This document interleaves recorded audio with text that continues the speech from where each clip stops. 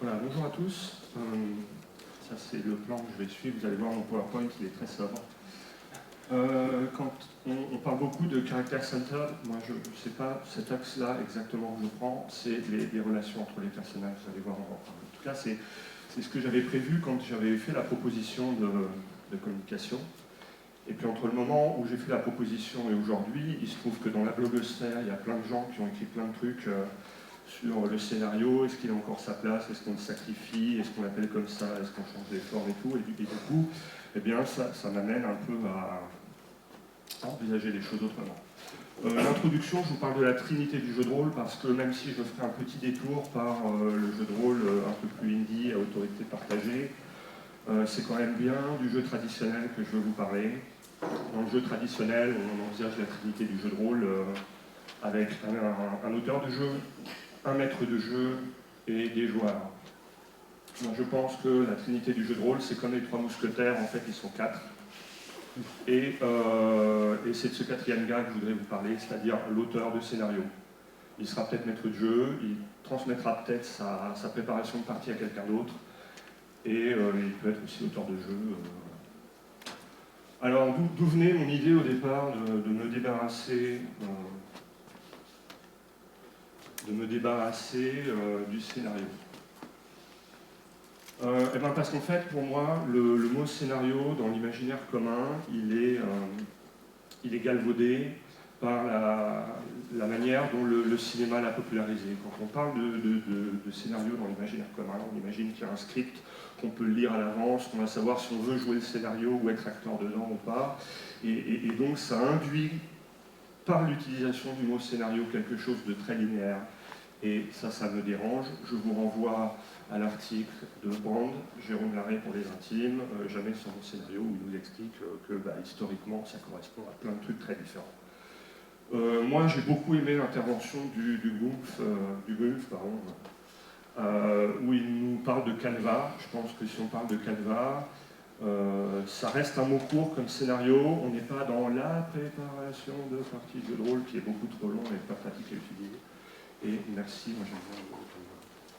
Donc voilà, le scénario, j'aime bien ça, en tant que mot. Hein.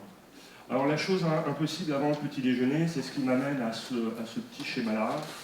On nous explique que s'il y a un maître de jeu qui a une histoire à raconter, et si on voudrait que l'histoire soit les joueurs qui nous la racontent en jouant, eh bien les deux, c'est pas compatible, ça va clasher, et on va difficilement y arriver, il y aura des frictions, des tensions, ce ne sera pas très sympa. Où est-ce que ça nous amène ça ? Ça nous amène à considérer que le cœur du jeu de rôle, ça va être de raconter une histoire. Il y a un article où Gary Gygax, en 2002, répond à une question. L'article, il se trouve sur le site Gamasutra, hein, on peut le retrouver. Et on lui dit, alors, qu'est-ce que vous pensez du storytelling, de l'art du conteur ? Et Gary Gygax nous dit, le storytelling, c'est un peu comme le PMT, Porte-Monstre Trésor, c'est des dérives du jeu de rôle. Dans les deux cas, c'est peut-être pas très intéressant. Ce qui est intéressant, c'est pas qu'on nous impose une histoire ou c'est pas qu'on ne fasse que des combats. Ce qui est intéressant, c'est qu'on construise ensemble avec les joueurs à la table une histoire. Et donc ça reprend un peu cet axe. D'un côté, on a une histoire qui n'est pas encore écrite, qui sera donc émergente au cours de la partie. Forcément, là, il va y avoir une agentivité forte. L'agentivité, c'est le fait de pouvoir être un agent, un acteur qui a du poids dans l'histoire. Et à l'autre bout, on a une fiction qui est complètement prescrite, où plus personne n'a d'agentivité, puisque tout est écrit. Et entre les deux, on va avoir différents médias, différents passe-temps. C'est à la louche, hein, c'est au doigt mouillé, hein, c'est pas une vérité. Hein. Voilà, je pense qu'ici, on a des trucs du style jeu de rôle, théâtre d'improvisation. Ici, on a les films et les romans qu'on nous file prêts à consommer. Entre les deux, on va avoir des entre-deux, avec des choses plus ou moins scriptées, telles que les livres dont vous êtes le héros ou les jeux vidéo.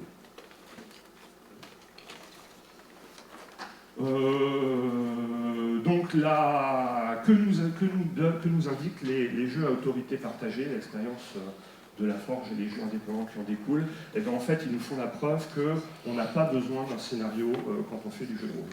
on peut faire émerger complètement l'histoire en cours de partie. On n'est pas obligé d'avoir quelqu'un qui est autorité sur le scénario. Cette autorité, enfin, il y a des choses qu'on est obligé de partager dans le rôle du maître de jeu, il y a des choses dont on ne peut pas s'affranchir complètement, mais le scénario, on peut complètement arriver à la table sans que personne ne sache ce qui va se passer à la table.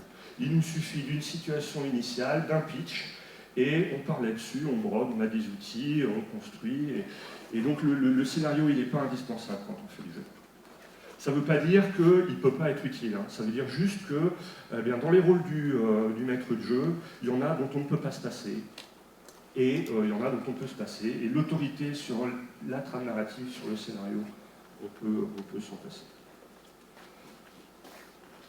Alors, donc, dans un scénario, qu'est-ce que je retrouve, moi, dans mon scénario, hein? On a donc, je vous l'ai dit à mon petit schéma d'avant, l'axe narratif qui va être notre partie de scénario, c'est bien, enfin, notre partie de jeu de rôle, c'est bien ça qu'on veut faire. Ça va s'inscrire dans un environnement. Il va y avoir des personnages, et donc il va y avoir sans doute des relations interpersonnelles, soit entre les personnages joueurs, soit entre les personnages et les personnages non joueurs, donc entre les personnages non joueurs, et puis il va y avoir une adversité qui va s'opposer à la volonté des personnages de construire cette partie, cette aventure. Tout ça, ça peut être soit prescrit, soit émergent.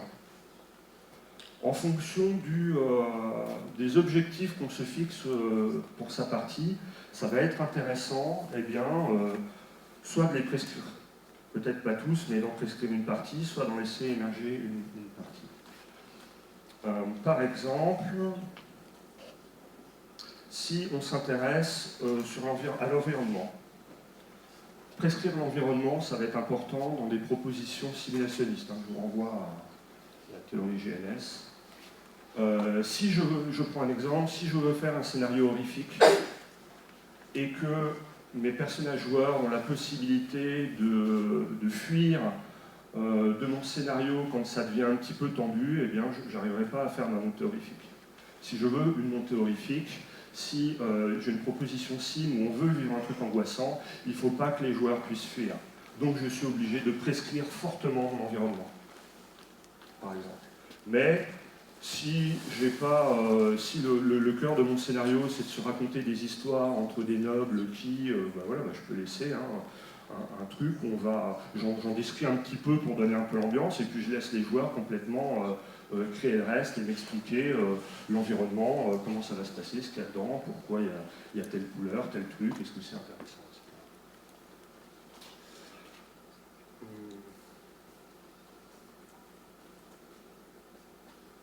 L'adversité, elle est, si vous avez une proposition ludiste, si vous aimez les jeux de rôle tactiques de type Donjons et Dragons, c'est important de la prescrire parce que c'est très dur à équilibrer parfois, c'est très long à faire, et le faire à la volée en cours de partie, ça peut être casse-gueule. Donc si c'est un élément important de votre scénario, l'adversité, l'opposition, les combats, le beau méchant, etc., moi je conseille quand même plutôt de la prescrire dans une idée de jeu tactique.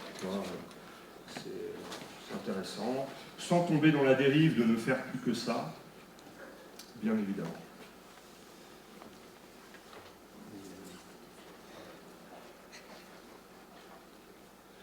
Il y a, encore une fois, les théories indépendantes nous mettent en garde sur l'adversité, c'est le principe de Ségué. Il ne faut pas que ce soit le même joueur qui crée l'adversité et qui soit à l'origine de la résolution de cette adversité, sinon c'est vite pénible. C'est peut-être un truc à garder en tête quand on pense à l'adversité. Mais l'adversité pourrait tout à fait être émergente en cours de jeu. Voilà, on tire des cartes, on fait un jet sur une table aléatoire de rencontre, et puis tout d'un coup il y a tel monstre qui apparaît là. Ça peut être prescrit, ça peut être émergent. Si vous voulez des parties tactiques intéressantes, il vaut mieux la prescrire. L'histoire, l'axe narratif. Quand vous discutez un petit peu avec des rôlistes anciens ou chevronnés, ils vous expliquent souvent que dans les parties pénibles, il y a les parties où cet axe narratif est fortement prescrit. Hein, si on va à l'extrême, on parle d'illusionnisme.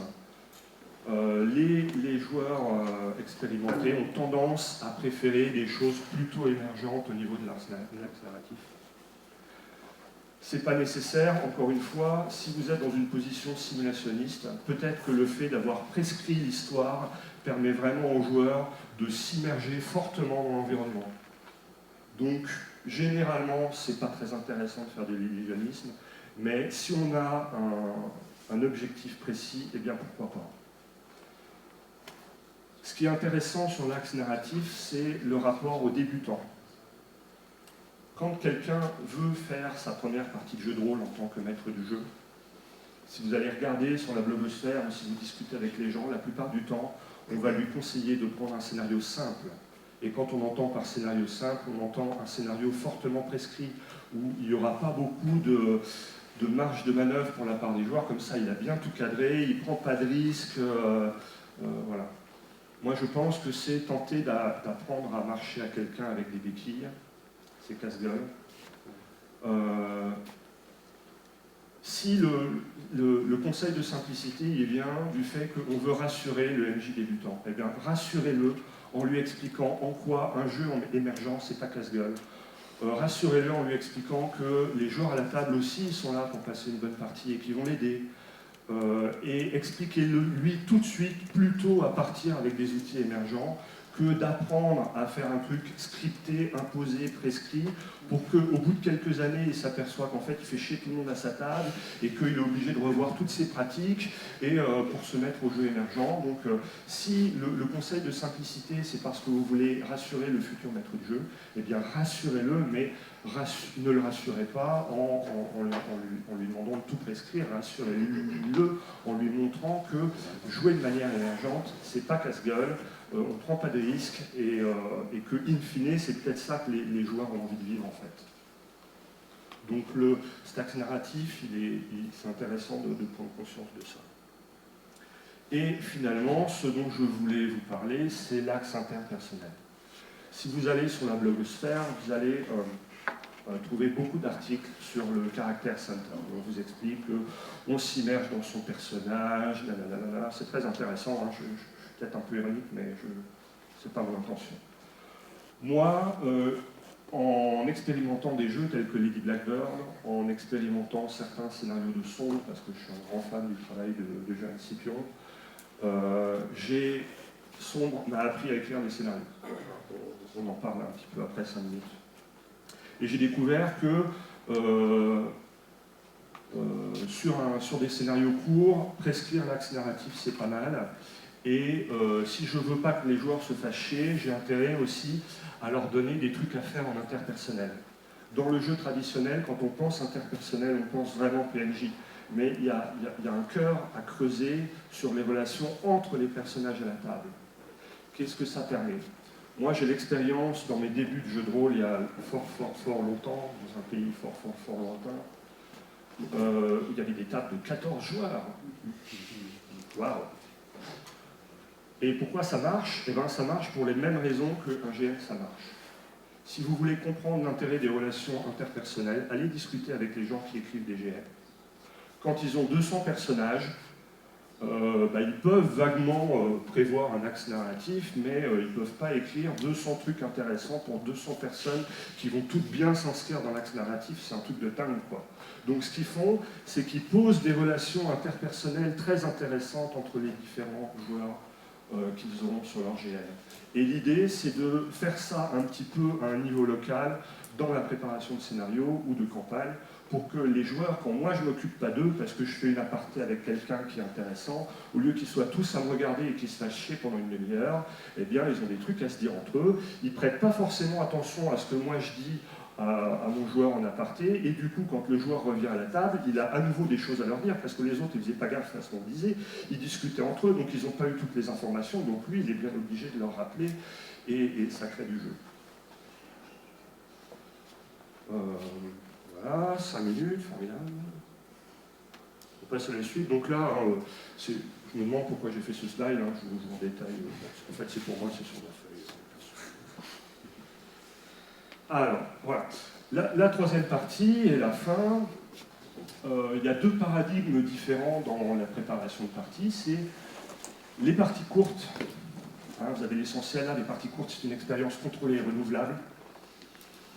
Ça, c'est mon expérience de sombre. Voilà, quand j'ai rencontré Johan Scipion il y a quelques années, il m'a vraiment mis une claque dans la gueule. Je pensais connaître le jeu de rôle. Je me suis dit, ouais, un petit jeu de rôle horrifique, bon d'accord. Et puis, quand on voit le travail qu'il fait, quand on se plonge dans son travail, quand on se plonge dans ses explications, ça m'a parlé. Ça m'a parlé aussi parce que depuis une dizaine d'années, je fais pas mal d'initiations, donc je vais voir les gens, je les initie, et l'intérêt du jeu en convention, c'est de pouvoir rejouer ces scénarios.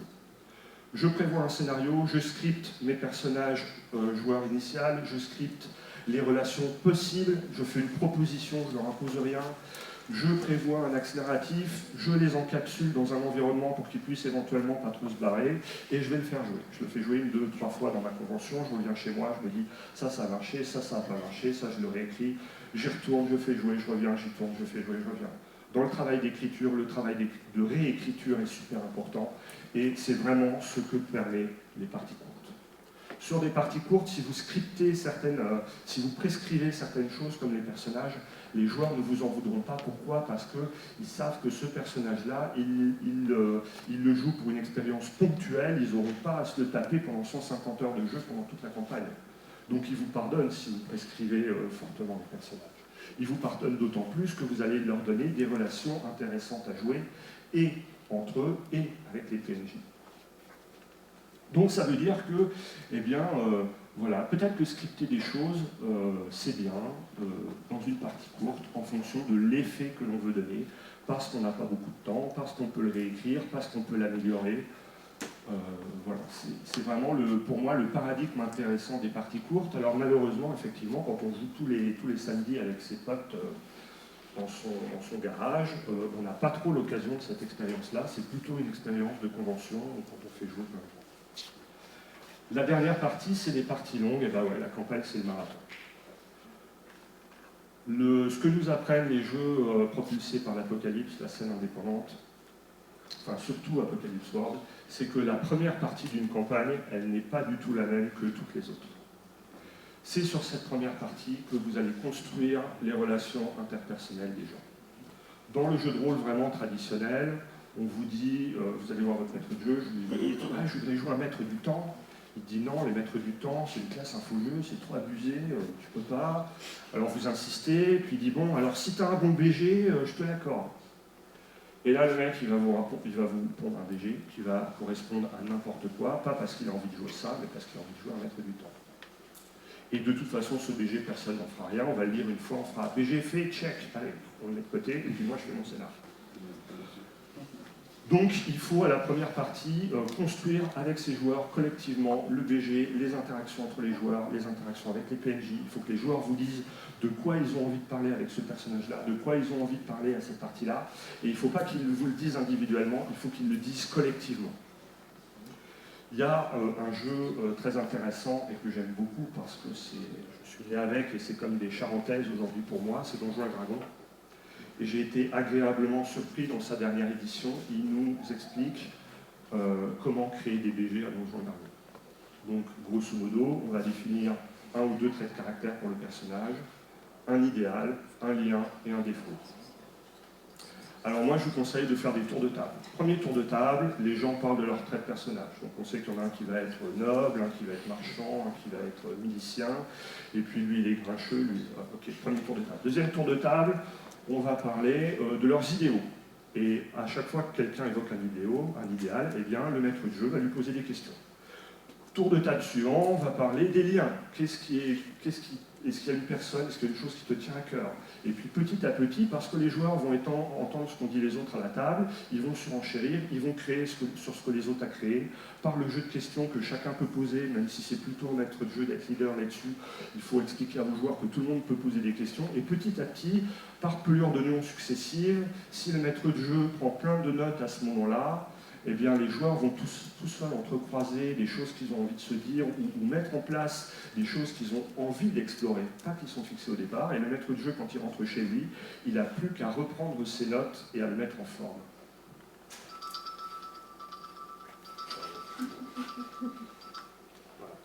20 minutes.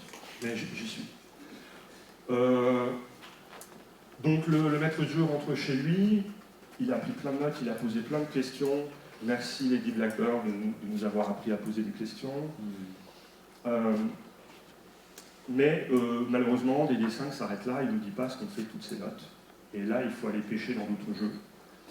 Notamment, encore une fois, les jeux Powered by Apocalypse, Apocalypse World, ou les jeux un peu de la même logique, aller lire Ron Edwards. Moi, il y a deux méthodes que j'utilise qui ont révolutionné un petit peu ma vie de maître de jeu, c'est les fronts et les bandes. Une fois que vous avez toutes ces notes, eh ben, il faut simplement les répartir par pool et faire des fronts, c'est-à-dire que ces pools vont me donner une idée, et si ça se passe mal, ça va dégénérer. Et puis, peut-être que ces éléments que m'ont donné les joueurs, je vais pouvoir commencer à penser des trucs un peu violents à leur mettre dans la gueule, et s'ils ne réagissent pas, ils vont perdre des choses, ou ça va partir dans une direction qu'ils n'aiment pas.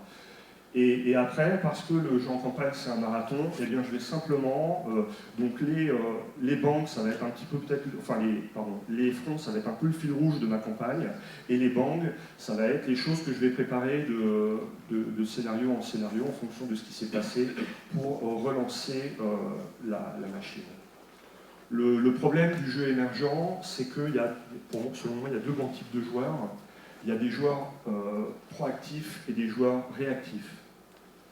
Les joueurs proactifs, eh bien, on les met dans un bac à sable et ils trouvent plein de trucs à faire, ils veulent aller voir machin, découvrir bidule, etc. Moi, je ne suis pas du tout un joueur proactif, je suis un joueur réactif. C'est peut-être pour ça que j'aime bien ce moment. Moi, il faut qu'il y ait un grand méchant avec une hache qui me court après pour me botter les fesses pour que j'ai des trucs à faire, je prenne des initiatives, j'essaie de me sauver. Donc, garder ça à l'esprit, ça veut dire que mettre les gens dans un bac à sable, même s'il est bien décrit, même s'il y a plein d'accroches, ça ne suffit pas. Au bout d'un moment, vos joueurs ils vont se faire chier. Et ça, c'est le rôle du maître de jeu de redynamiser le bac à sable en balançant des bangs, en faisant dégrader ses fronts et en dynamisant. Le maître de jeu, il est là pour animer quand les joueurs ont des idées, et quand ils en ont plus, il est là pour remettre un petit coup de pression dans le truc. Pour ça, il y a deux méthodes. Je vous renvoie à un article intéressant de Mo, sur son blog Cinéastétique. Alors c'est Mora, machin.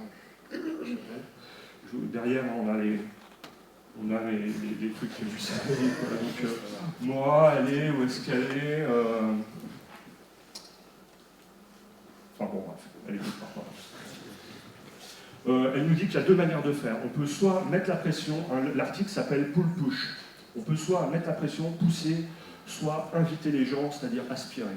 Quand vous amenez un élément nouveau, vous pouvez soit mettre la pression aux joueurs pour voir s'ils vont réagir, ou soit leur ouvrir la porte et, tel le diable, les tenter et leur dire « Tiens, regarde, ça t'intéresserait pas, ça? Tu voudrais pas me proposer quelque chose là-dessus ?» Voilà. Et mon point final, c'est de dire que si on ne veut pas se faire chier sur une campagne, il faut varier les propositions ludiques. Si je fais un tout petit défaut, pardon, aux auteurs indépendants, c'est que souvent quand on va trop loin dans le détail de la proposition ludique, ça empêche la rejouabilité. Les jeux qui ont traversé les âges, Donjons et Dragons, Vampires, etc., c'est parce que justement on pouvait faire un scénario ambiance, un scénario intrigue, un scénario baston, un scénario... Et si on ne veut pas lasser votre cerveau, il faut faire tout le temps la même chose, c'est-à-dire tout le temps du jeu de rôle, mais dire à votre cerveau, en fait, vous faites des trucs différents par le fait de varier les propositions. Merci de votre patience.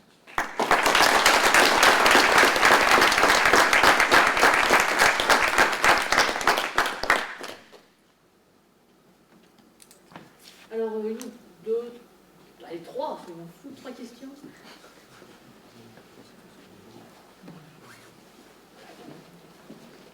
Alors en fait, c'est pas tout à fait une question, c'est plus une remarque.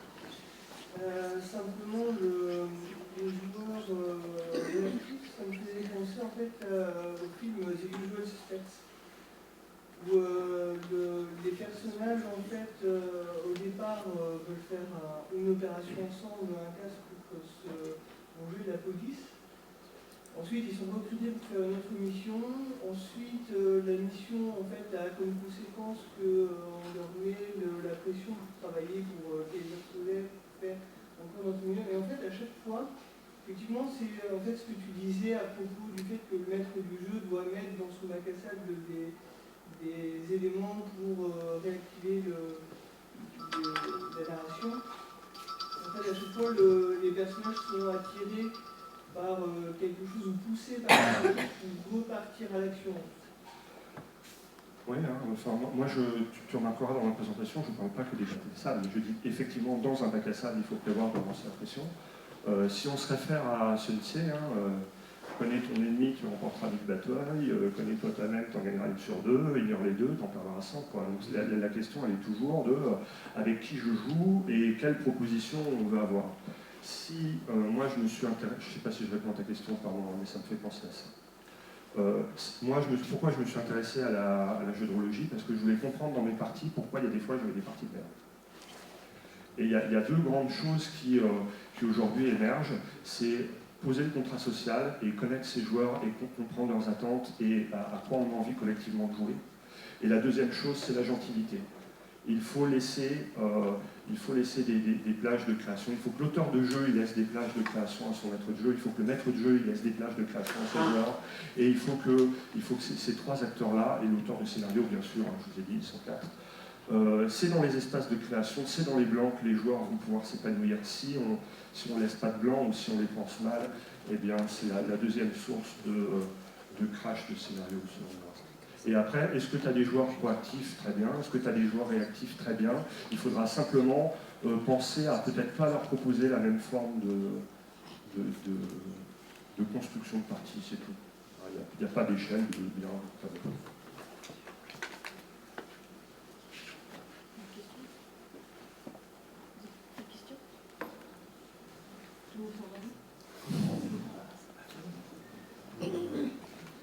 Voilà, donc pour terminer, hein, je l'ai retrouvé, hein, c'est Mademoiselle Turkington, Cine Aesthetics, Pull Push. Hein, on peut mettre la pression, on peut inviter les gens. Voilà, moi, j'ai vraiment bien aimé ce que. Voilà, Jérôme Larrey, Jamais sans mon scénar, Marie Gigax, Gamma Sutra, voilà, tout ça, vous le retrouvez là. Mes inspirations, bien sûr, hein, les jeux qui me marquent beaucoup en ce moment. Si vous me laissez parler, je continue. Oui, Xavier, moi ce que j'aimerais par rapport à ton intervention, bon, on a l'habitude de jouer ensemble, donc je sais un petit peu ce dont tu parles, mais j'aimerais bien un exemple ou deux, peut-être un exemple de la façon dont tu vas gérer tes fronts et tes banques dans une campagne par rapport à tes joueurs, et quelle différence tu feras dans ce cas-là entre un proactif et un réactif vis-à-vis de la façon de relancer la campagne. Alors oui, c'est une question piège, je n'ai pas du tout pensé. Tu me connais, hein? Merci.